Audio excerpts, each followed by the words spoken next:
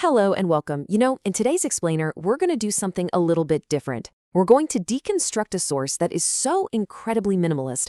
The real story isn't in what it says, but in what it doesn't say. So let's get into it. Okay, so here it is. This is our entire source text for today. One hashtag, 5 words, and a colon. That's literally it. Just take a second and look at it. It's a promise just hanging there in midair, isn't it? Exactly. What happens now? How in the world do we build a whole explainer around, well, a fragment of a sentence? Well, that's the puzzle. And by solving it together, I think we're going to uncover something really fascinating about how our own minds work when we're looking for guidance.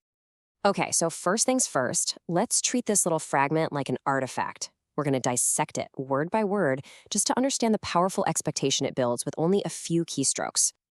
Look at how each little piece does its job. It starts with A, just one thing, not a whole book, so it feels easy, right? Then you get helpful. That's the magic word. It promises value.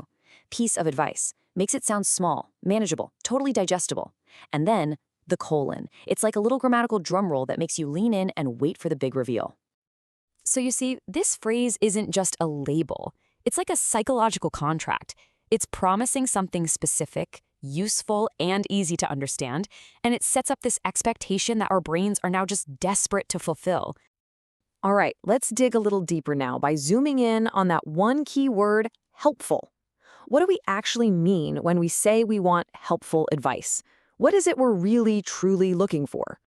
Sure, the dictionary definition is pretty simple, useful. But in this context, it means so much more. We're not just looking for random information. We're looking for a key, something we can use right now that actually applies to our situation and maybe even gives us a whole new way of looking at things. And you can really see the difference when you put them side by side. On the left, that's the promise of helpful, right?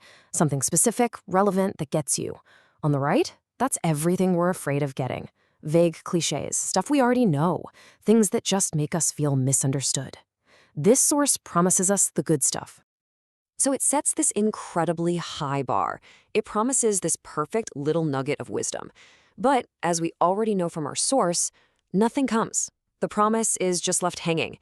And that right there is where things get really interesting. Because the most important part of this source isn't those 5 words. Nope, it's the empty space that comes after them. The meaning isn't in the text, it's in the void.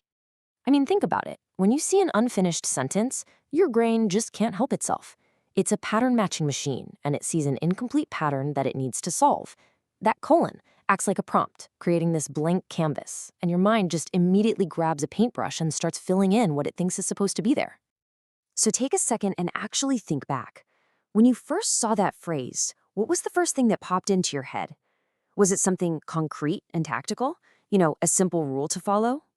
Maybe it was something like this, a really classic piece of writing advice. It's direct, it's actionable, and it absolutely fits the description of a helpful piece of advice. For a lot of us, our minds will jump to something clear and technical just like this. But maybe your mind went somewhere else entirely.